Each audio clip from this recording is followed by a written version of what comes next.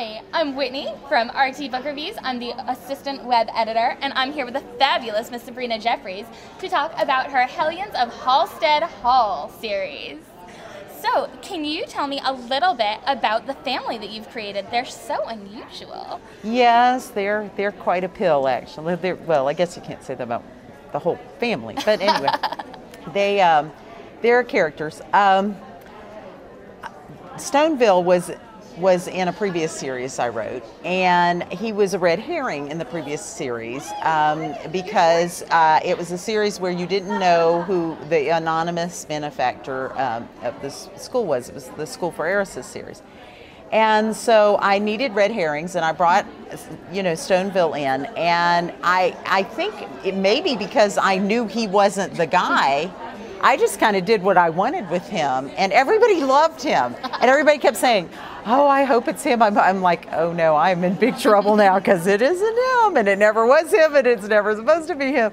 So by the time I got to that book, I said, "Okay, I got to do a book for him because everybody loves him." And so when I was thinking about what to do, I thought, wouldn't it be fun to have a family? And it turns out I haven't done a family series much. I've done one family series, I think, and I did a Half Brothers series.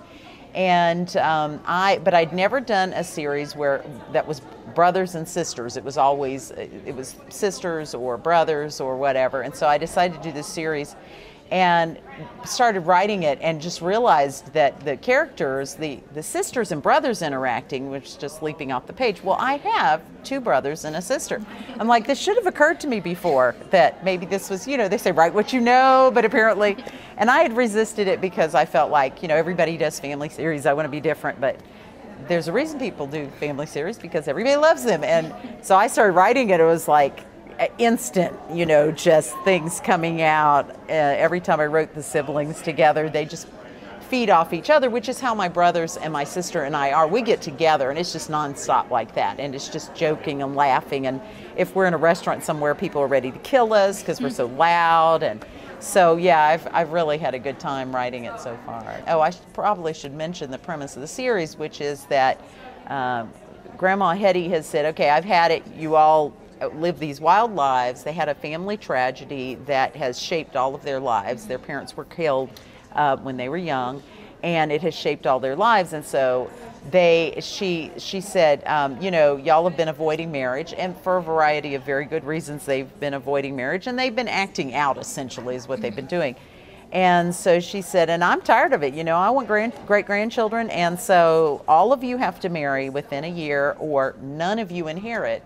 And it's not a per-person basis. It's not, oh, your brother, if he marries, then he gets money, but if you don't, no, they all have to marry. She did that because she knew if she said, whoever marries gets money, they would just all say, screw you. Mm-hmm.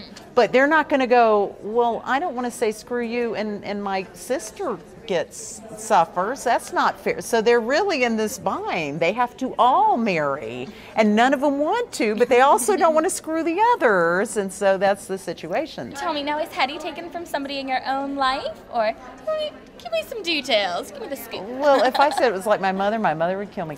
But she is kind of. Hetty is a little. I think I guess you could say she's not really taken from anybody. I think she's taken from a lot of different people. My mom, who is very, very much a matriarch type, and who will surprise you and do something, that you don't expect. And my mom was raised, there's a little bit of my mom and Hetty, come to think of it, because my mom was raised in the country. My dad's a city boy, and I think that's the conflict that I'm very interested in, because Hetty is a tavern keeper's daughter, and Stoneville's an aristocrat. His father was a marquess. And so Hetty had a daughter who marries a marquess. Well, her daughter went to all the right schools and everything. That was the point, that Hetty and her husband made all this money. They could make their daughter be, someone very aristocratic. But Hetty was not raised that way. So Hetty still has her little stash of brandy, and Hetty, kind of says what she thinks and uses cuss words occasionally. And she's not your typical Regency matriarch, because I just found that whole clash of worlds fascinating because I have the same thing in my family. My dad was a city boy, raised in St. Louis, and my mom was a country girl, and they had completely different ways of, and he was the urbane city, He's not sophisticated. He thinks he's sophisticated, my dad does. But he's more widely read and all that. And my mom's the little country girl. The first time their very first date, they went out he took her out for pizza. She'd never had pizza.